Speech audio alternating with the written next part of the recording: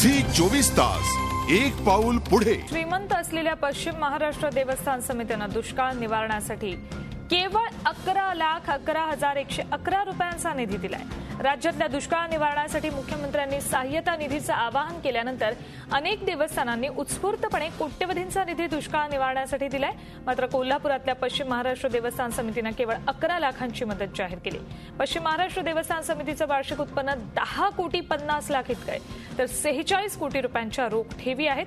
मात्र इतक्या श्रीमंत देवस्थान समितीनं इतकी कमी रक्कम मदत निधीसाठी जाहीर केल्यानं आश्चर्य व्यक्त होतंय।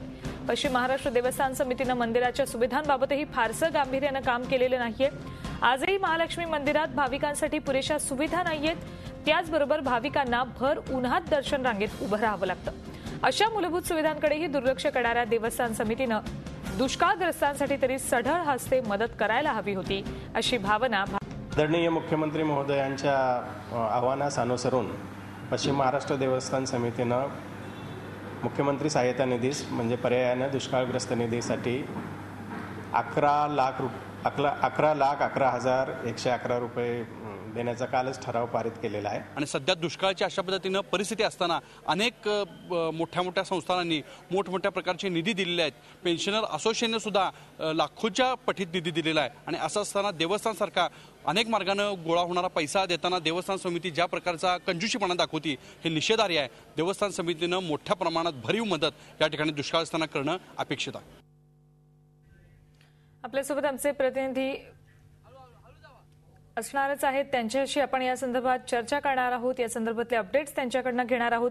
खरं तर ही खूप आश्चर्याची बाब आहे। एवढं श्रीमंत देवस्थान असूनही या देवस्थानानं कधी आजपर्यंत सोयी सुविधा भाविकांना पुरवल्या नाहीयेत, तर आता दुष्काळग्रस्तांना मदत करताना सुद्धा हात आखडता घेतलेला आहे। केवळ 11,11,111 रुपयांची सुविधा 11 रुपयांचा निधी देवस्थान समितीनं पश्चिम महाराष्ट्र देवस्थान समितीनं दुष्काळ निवारणासाठी दिलाय। नेमकं कारण पश्चिम महाराष्ट्र देवस्थान समितीने सांगितलेलं नाही आहे, पण आपण बघतो की देवस्थान समितीनं पश्चिम महाराष्ट्राच्या जवळपास 3,500 मंदिरं आहेत। त्याचबरोबर त्यांच्याकडे मोठ्या प्रमाणात निधी आहे, कोट्यावधी रुपयांचा निधी आहे, तो बँकेत डिपॉझिट ठेवलेला आहे। असं असताना सुद्धा फक्त 11,11,111 रुपयाचा निधी दुष्काळग्रस्तांसाठी दिलेला आहे। आपण बघतो की कोल्हापुरातली महालक्ष्मीचं मंदिर असेल किंवा देवस्थान किंवा ज्योतिबा असेल, या ठिकाणी मोठ्या प्रमाणात भाविक येतात आणि दान करतात। हे दान केलेला पैसा आहे तो किमान त्या लोकांसाठी तरी वापरावा अशा प्रकारची अपेक्षा होती, पण हे असं होताना दिसत नाही। फक्त 11 लाख रुपये पश्चिम महाराष्ट्र देवस्थान समितीनं दुष्काळग्रस्तांसाठी दिलेला आहे, त्याच्यामुळे भक्तांमधून नाराजी व्यक्त होते। भक्तांमधून तर नाराजी व्यक्त होतेच आहे प्रताप, पण या समितीमधल्या कुठल्या सदस्याशी आपलं बोलणं झालेलं आहे का? त्यांनी या संदर्भात काही प्रतिक्रिया दिली आहे का? समितीचे जे सदस्य आहेत, म्हणजे आपण बघतो की कलेक्टर ह्याचे अध्यक्ष आहेत आणि सचिव आहेत ते जिल्हा उपजिल्हाधिकारी आहेत। त्याच्यामुळं जे याच्यामध्ये सभासद आहेत किंवा सचिव आहेत ते याबाबत बोलायला तयार नाहीत। त्यांचं असं मत आहे की देवस्थान समितीचा खर्च मोठ्या प्रमाणात आहे, त्याच्यामुळं आम्हाला एवढाच निधी द्यायला शक्य आहे, अशा प्रकारची त्यांनी भूमिका मांडलेली आहे। वास्तविक पाहता देवस्थान समितीकडे सांगितलं जातंय, प्रताप खर्च मोठ्या प्रमाणात आहे असं सांगितलं जातंय, पण त्या प्रमाणात सोयी सुविधा तर दिसत नाहीयेत भक्तांसाठी।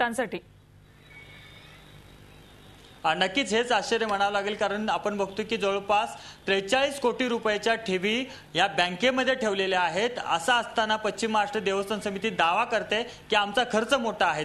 एकीकडे आपण बघितलं तर की कोल्हापूरच्या महालक्ष्मी मंदिरात भक्तांना सोयी सुविधा व्यवस्थित दिल्या जात नाहीत, मग हा निधी जातो कुठं अशा प्रकारचा सुद्धा प्रश्न आहे। तुम्हाला पैसा जातो कुठे आणि ज्या पद्धतीनं समितीकडून दावा केला जातोय की आमचा खर्च मोठा आहे त्यामुळे आम्हाला इतका जास्त निधी देणं शक्य नाही, हा दावा किती फूल आहे हे भक्तांना दिल्या जाणाऱ्या सोयी सुविधांवरून दिसून येते। आणि कदाचित या बातमीनंतर तरी देवस्थान समितीकडून निधी वाढवला जाईल अशी अपेक्षा करूयात। धन्यवाद प्रताप या संपूर्ण माहितीबद्दल।